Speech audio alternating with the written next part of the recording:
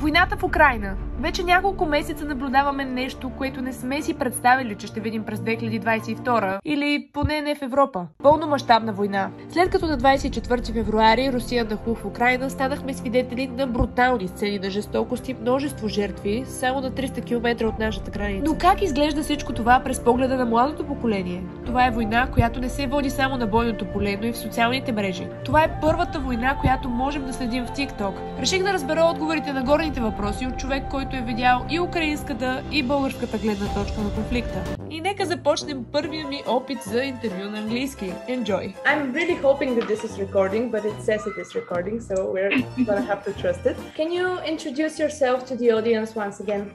My name is Maria. I come from Ukraine. I'm 20 years old. I come from the city called Melitopol, Zaporizhia region, which is located about an hour away from Crimean border and 2 hours away from Donbas. And now I'm here in Bulgaria for the past 3 years. I was planning to do this interview with my good friend from boarding school that I went to in Britain like a couple of years ago, but she gave me your contact and I was so surprised to find out that you're studying and living in this area, because now you can comment about the Bulgarian perspective on things. I wanted to ask you, because a lot of people had a lot of different perspectives at the beginning about how much the war is going to take. Like, you know, some people were saying like in 48 hours it's over. Were the people in Ukraine, or were you personally surprised when it all happened? Was it like something that you've always thought of, but you never realized could actually become a reality? It's a very good question. As a Ukrainian, I would say that not that we've always like disregarded this option, but it was like, you know, the last possible case and the one that we really hope that would never come true. The moment that I got that something serious was about to happen was when Putin announced that Russia officially recognizes the Donbas and Lugansk republics. And on that day, I got a call from my brother and he was like, hey, I'm thinking of sending my wife and my kid to Bulgaria. Could you check the flights? And that was on Monday. And that was flight on Wednesday night. And they were like, okay, let's wait and see, like, maybe it's going to de-escalate. And then Thursday morning, the war started. And I just woke up from a text from a friend of mine, like literally saying it has started. The next text was from my dad saying that the airport next to my city was bombed. And then I called my mom. She's not picking up. That morning was quite chaotic. My roommate, she actually comes from Donbas region. That night, she was doing her assignment. You know, as students, we usually tend to do everything last minute. She was pulling an all-nighter and doing something. And it was around 5 in the morning and she was just sending the assignment. And then the notification popped up with the news. And she saw that there were fire attacks, there were strike attacks on Ukrainian, all the military bases, all the important things. After I talked to her, she was like, I knew that it has started, but I just decided to give you like 3 more hours of sleep without knowing that there is war. Which is like, you know, that's such a like a film moment. It's interesting that you said that you're closer to the Donbas region and the Donetsk, the heart of the conflict. I feel like, especially in the Bulgarian media, there is a lot of misinformation about why this war has happened. And I feel like a lot of people justify it by saying that the Ukrainian Azov military group is basically doing a Russian genocide in these regions. As someone who has lived nearby, what's your perspective on that whole version of the events? Well, I think even to add to that, I was recently traveling to Nesebr. I was meeting there with some of my friends from Ukraine who fled. On my way to Nesebr, I was sitting next to an old man. And while my Bulgarian is not sufficient enough to having a heated conversation about war, and in general, I try not to give signs that I speak Bulgarian very well. So I just to smile, say whatever, merci, blah, blah, and that's it. And it was also a midnight trip. So at some point during like 3 a.m., he started talking to me just randomly about some things. And at some point I was like, well, извинете, малко разбирам български. And I was like, oh, where are you from? And I'm like, oh, аз съм от Украйна. Like, oh, okay. And he started talking like how awful it is, how, you know, cities are getting bombed. It's a brotherly war. And he was like, well, but there are those American biolabs. And in my broken Bulgarian, I said, "Това е неправда." It's interesting how later on he said, well, I know that there is a lot of propaganda in Bulgaria, but I'm reading between the lines. And I think these are the causes. As much as I want to convince people, first of all, it's hard to do in Bulgarian. Second of all, it's hard to do at 3 a.m.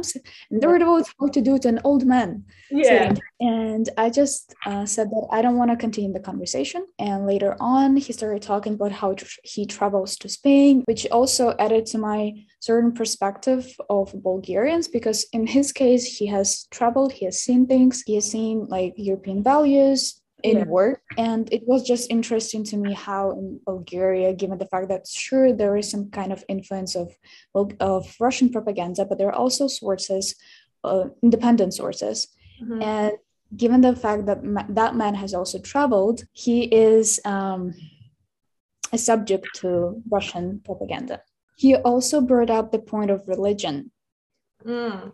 Up the point that the western part of Ukraine is more Catholic, whereas the eastern part tends to be Orthodox Christians. And since Russians are also Orthodox Christians, well, they defend their religion, which I think that our argument can sort of be appealing to Bulgarians, given the historical ties with Russia. So I wanted to ask you, is your family safe? The city that I'm from, Melitopol, it's completely occupied by Russians. Yeah. When I mean that it's completely occupied, it's at some point it's impossible to leave, because in the beginning there were just Russian tanks on every exit of the city. So even if you have your own vehicle and you're just trying to leave, they're just going to tell you to turn around.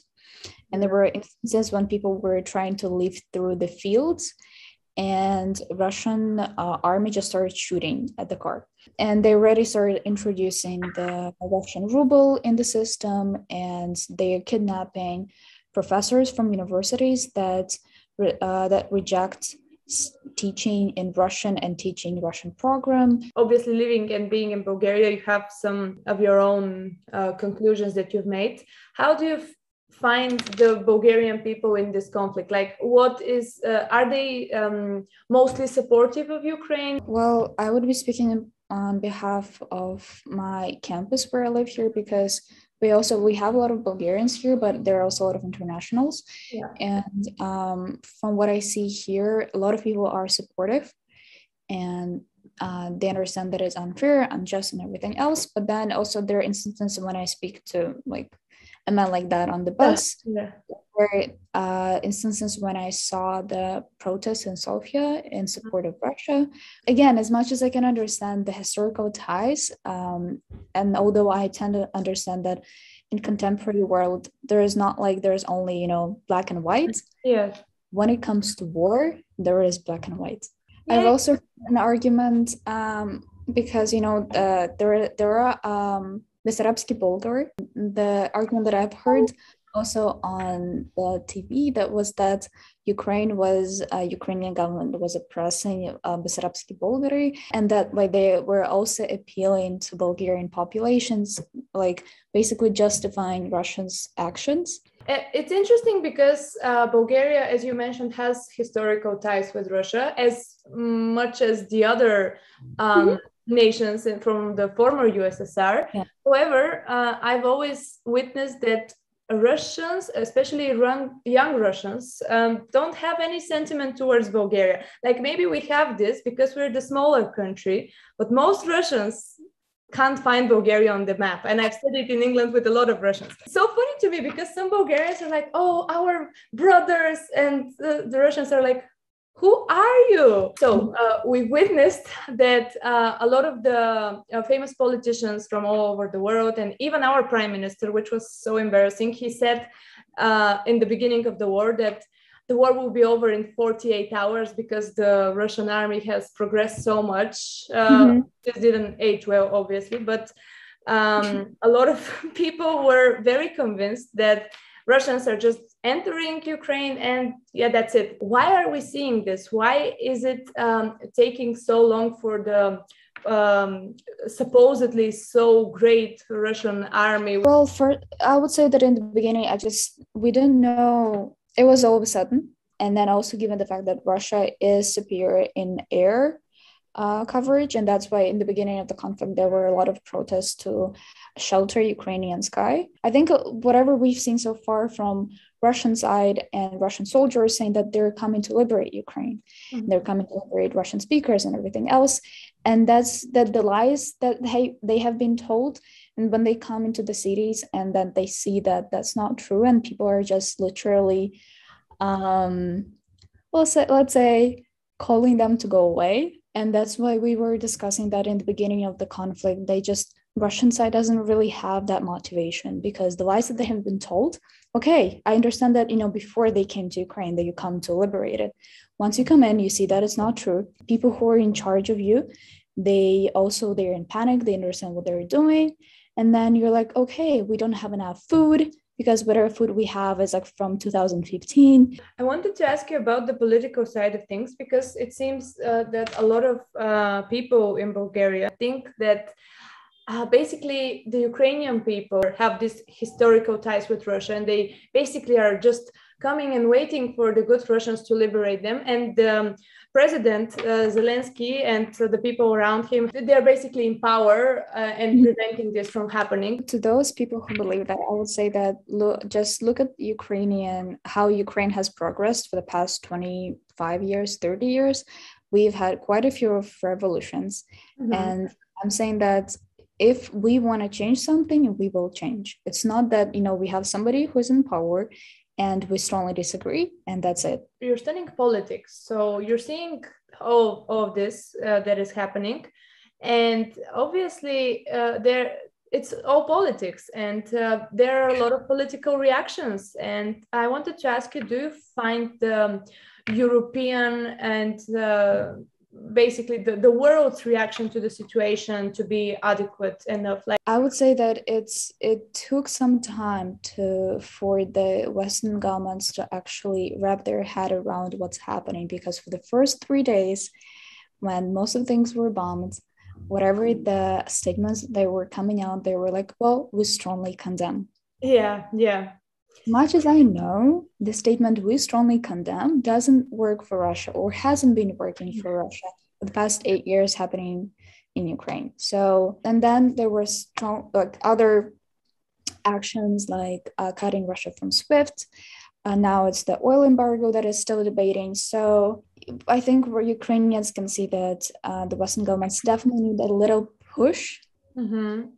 And it was interesting how right after the pictures from Bucha were released, that the Western side decided to take stronger action, but then it's like, for us, it seems like, well, what do we have to do in order for the US and EU to take the strongest action? How do you feel like this is going to affect the future generations? For our generation, one fact that I would say for sure, that historical ties don't matter. And I think that's a good reminder for a lot of post-Soviet countries, meaning also including Bulgaria, although Bulgaria wasn't in the Soviet Union, but it was a satellite state, meaning that although you can have as many historical ties as you can have, and that can be manipulated through political statements, that just does not hold true when one of the sides does not obey by the same rules. So history stays history. Although I know that there are Russian people who regret and who are against the war in Ukraine, I'm afraid that majority of Russians would not regret what's happening. Because I have an uncle who lives in Russia, and we talked, I still had hopes in the beginning of the war that I could convince him. And he called my mom before the war started, and he was like, hey, what's happening? I've heard that there are a lot of provocations from Ukrainian side shooting at Donbas region, and that's why, Donbas rebels are responding. And obviously my mom was like, well, you see what you read in the news, that's what you believe. And then when the war started, and I couldn't reach my parents for a long time because Russian army has bombed the cell tower, so there was no coverage. And I just texted my uncle. I was like, hey, know that you called my mom to check up on her. I really hope that you read not only Russian sources and you keep an open mind about the whole thing. As for me, it wasn't anything aggressive. It was more, I would say, quite diplomatic. Yeah. And he called me a few times, and then we had quite a heated discussion. And what he was saying that it simply cannot be true that Russian army is attacking civilian infrastructure. I was like, how can you tell me that in my city? Because he was in Ukraine, and he was in the city where my mom lives. And he's seen those streets and all those streets. And I was like, well, when Russian army is bombing the hospital, and specifically the missile hit the oncology section of the hospital. Oh my God.